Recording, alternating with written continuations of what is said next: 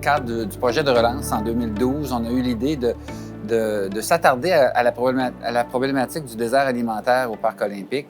À ce moment-là, il y avait une volonté de pouvoir amener une offre alimentaire de qualité, tant pour les gens qui y travaillaient que pour les visiteurs. Évidemment, la pandémie nous a vraiment coupé les jambes, c'est-à-dire qu'on a perdu ce petit filet d'offres alimentaires que nous avions.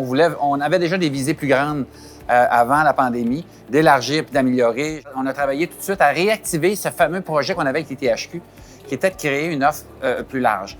Donc, l'idée, c'est d'avoir une offre répartie géographiquement, complémentaire, tantôt végétarienne, tantôt plus bistrot, pour être capable d'avoir une offre variée, évolutive et en contrôler la qualité et la mise en marché, on devait le faire nous-mêmes.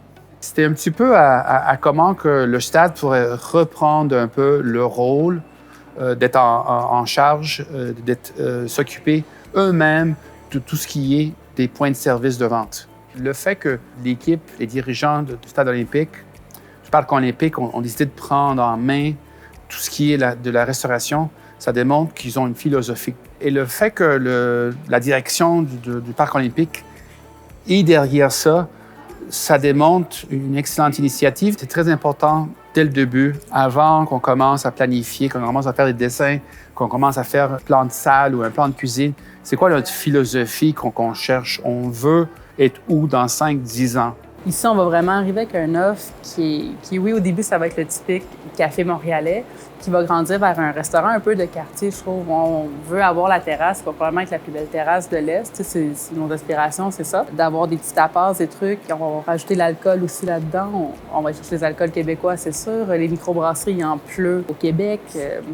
Le produit ici, il va se distinguer parce qu'il est vraiment unique. C'est une des places à Montréal, je pense, qui est névralgique, le stade olympique. C'est vraiment le cœur de Montréal, de tout le côté sportif, l'événementiel. Ça va se distinguer avec une offre qui est ancrée sur le volet montréalais, québécois, sur l'offre des produits, sur la vision, sur le côté aussi sociétal, d'être ancré dans le quartier, de travailler avec les producteurs qui sont proches, les commerçants. Les actions de développement durable sont vraiment au cœur, comme je dis un peu plus tôt, sur l'ensemble des produits qu'on pense aux produits qui vont être en take-out, il y a beaucoup, mais on travaille avec des compagnies qui font des contenants compostables. L'ensemble des produits avoir un impact qui soit faible en carbone, devait avoir une réflexion sur l'achat des produits. Donc, puis on parle aussi socialement, c'est d'encourager des petits producteurs proches, une économie qui soit circulaire, qui soit proche du stade olympique, qui est vraiment primordial. On a toute la même vision qui découle jusqu'en bas. Les cuisiniers vont retrouver aussi le plaisir de cuisiner rendu à la maison sans être brûlés.